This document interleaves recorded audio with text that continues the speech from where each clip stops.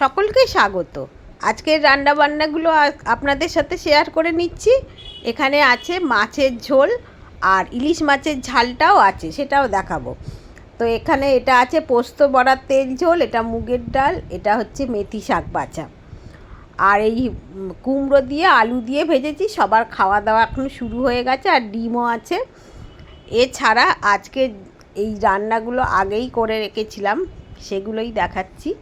এই মেথি শাকটা আমি আলু দিয়ে ভেজেছি। মেথি শাক তো খুবই তেঁতো, কিন্তু খেতে বেশ ভালো। তেঁতো হলেও শরীরের জন্য উপকারী। তো এখন ইলিশ মাছের ঝালটা এই যে টক দই দিয়ে তৈরি করেছি আমি। টক দইটা একটু জলে ফুটিয়ে নিয়ে সর্ষে পোস্ত দিয়ে একটু রসুন দিলে এটা খেতে খুবই ভালো হয়।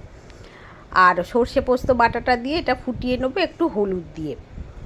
এতে খুব বেশি মশলা কিছুই দিতে লাগে না, নুন দিয়ে কাঁচা মাছগুলো দিয়ে দিলেই ফোটালেই হয়ে যাবে। একটু শুকনো লঙ্কার গুঁড়োও দিয়েছি, আর সর্ষের তেল দিতে হবে।